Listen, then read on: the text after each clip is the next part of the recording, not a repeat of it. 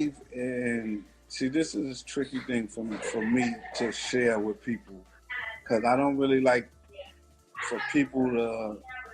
I don't care how people judge me, but it's just a certain thing. Like for me, I believe there is a higher power, but I believe the higher power is like energy, and I believe I told you that before. Like it Hmm. depends on how you use the energy of the universe to to to to create that higher power. Like, for instance, if you use an energy in a bad way, that's like on par with saying you're doing the devil's work.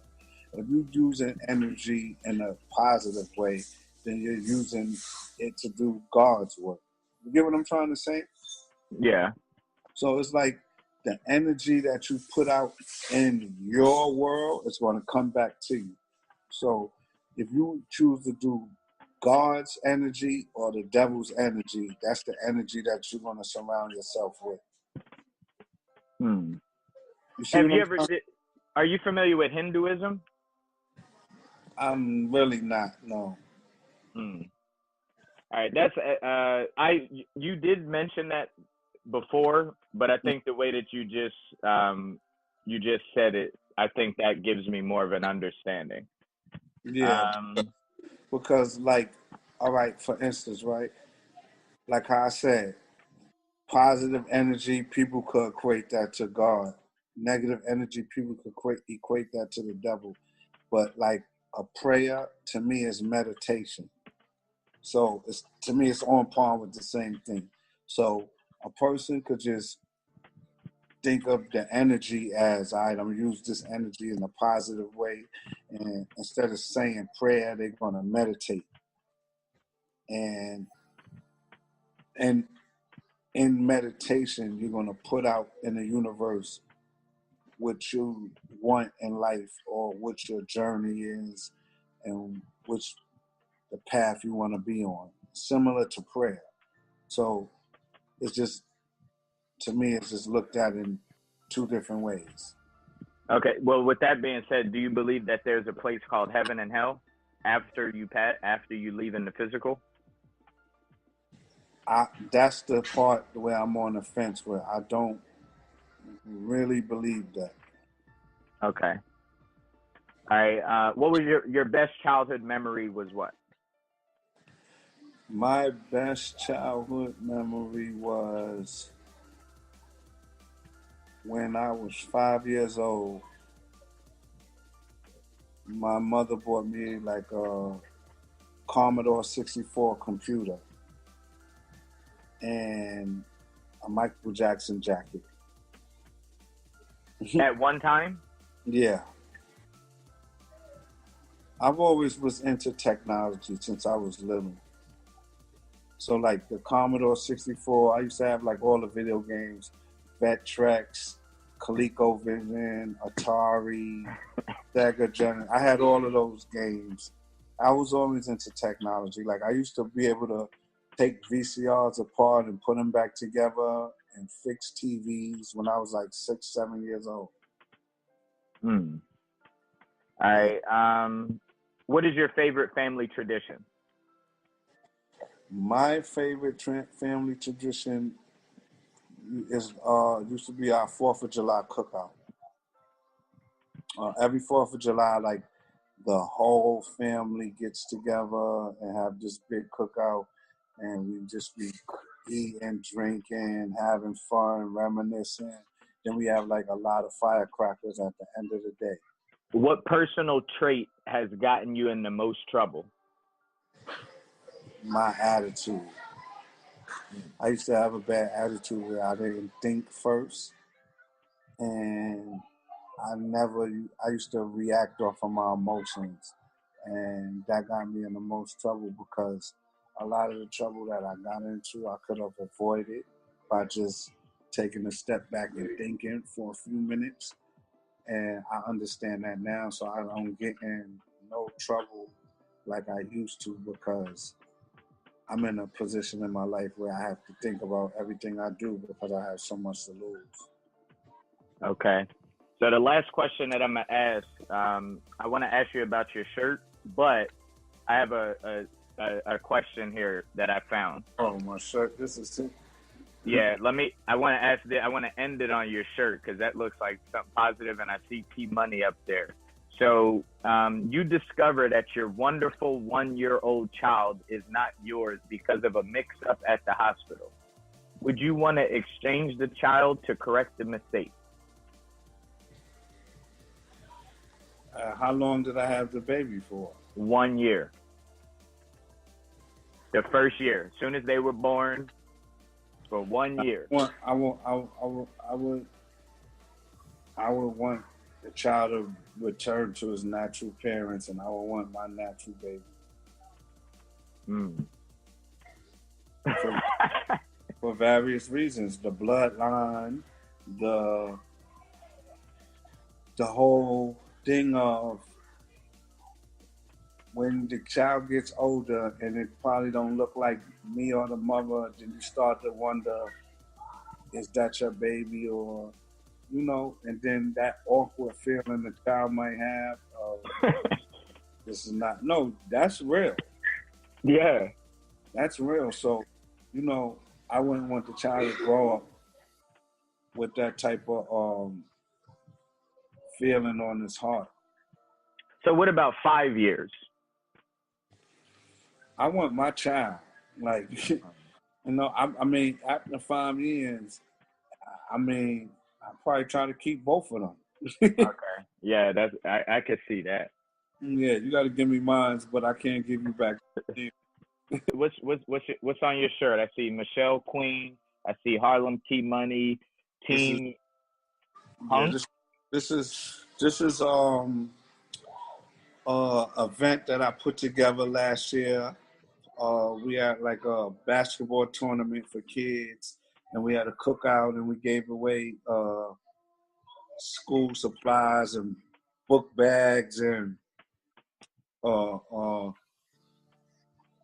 just a whole bunch of stuff. But we had like a event called Every Kid is a Star. It's just to make kids feel important. There's like a back to school tournament, and it's just really just to give children an incentive to go to school and show them positive, successful role models that's from Harlem, that's like doing the right thing. So, and y'all give away like real stuff too. Like y'all, that's one of the things that I'm most inspired about you is like when you do that because you go actually over and beyond. You're not just giving away, not to knock anybody who is just limited with their resources, but you got a whole machine that's operating with helping these kids out. Book bags, school supplies, it was a book bag full of stuff. Yeah. It was just a book bag. It was a book bag. They probably had a whole semester worth of stuff in the book bag.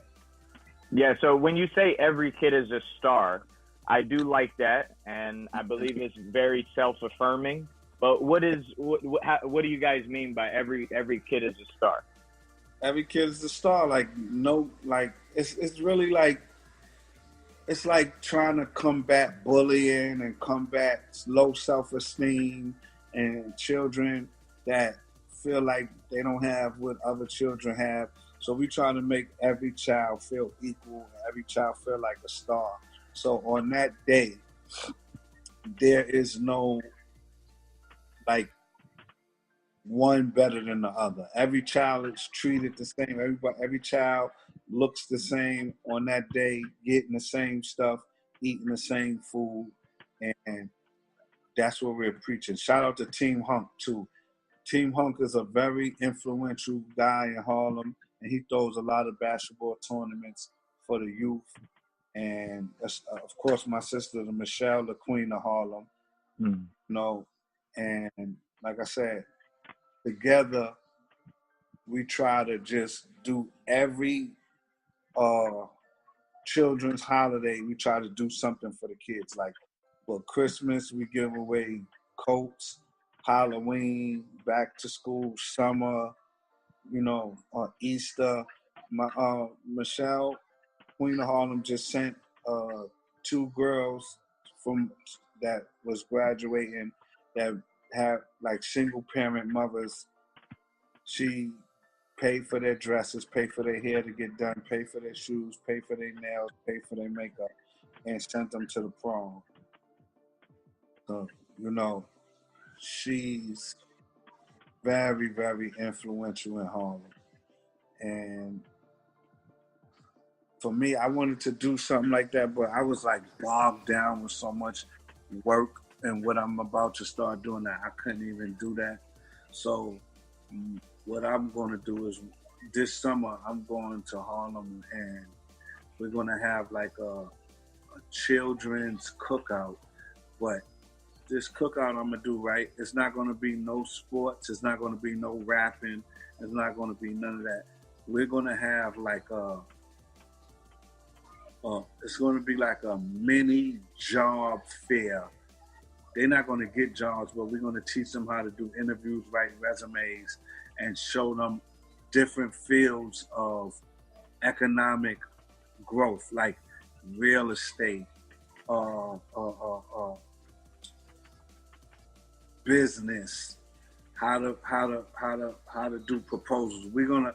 My new mission, along with my other missions, is to teach these young kids the language of economics and money, like to show them about ROIs, return on investments, to show them about other people's money, OPM, all of that stuff, the language, and just little things about business, like real estate, how they could be successful with buying properties, flipping them, how they could be successful with entrepreneurial, like if you know how to cook, then try to get a restaurant and things like that. I'm going to do a summit for the children in the coming months for them to have an idea of other things to do besides rapping, basketball, and football. Dope. Yeah, definitely keep me in the loop. If you definitely gotta be there, because I seen one of your seminars. I'll be watching you too. I get a lot. I get a lot of inspiration from you because I see the stuff that you do too. I don't ever want it to be like, oh, the spotlight or just me. No, you do a lot of stuff too, and you are definitely trying to show people the economic structure that we're supposed to have in our community. So you are very important. I'm definitely going to need your help on that, because you might be like the biggest piece to the puzzle when you talk to these kids. You see what I'm saying? Absolutely. I love talking to kids. I love just being a part of anything that you got going on, man. That sounds, it's a big inspiration between you and Do It All, Do Kelly. You know, like both of you guys are really, really big on giving back, which I'm not normal. Like, I'm just starting to learn the importance of giving back and, you know, let me explain something to you, right? This is what you have to understand, right? Giving back doesn't mean you have to give money. You can give back with your education, the things that you know, the things that the gifts that your higher power gave you. You can give that to the younger generation, and that's giving back. Your economic education, your real estate education, your banking education, whatever it is, right? If you teach young children how to fish, then you're teaching them to eat forever. So don't ever think that giving back only consists of giving money. That's the biggest misconception. You can have a conversation with somebody and actually change their life, and they could go on to be the biggest person in whatever field it is that you talk to them about, and that's giving back. You see what I'm saying? Absolutely. I'm glad you just said that, not just for me, but I'm sure, because when you're not, sometimes we only feel that giving back is just one way, but maybe you just challenge someone, maybe you just help somebody else out, like, yo, I'm going to go to the hospital and I'm going to do this, or I'm going to go and lick envelopes or something like that. I appreciate that. Giving back is not just one. Let me explain something to you and I'm talking about you as a person. you have more to offer people than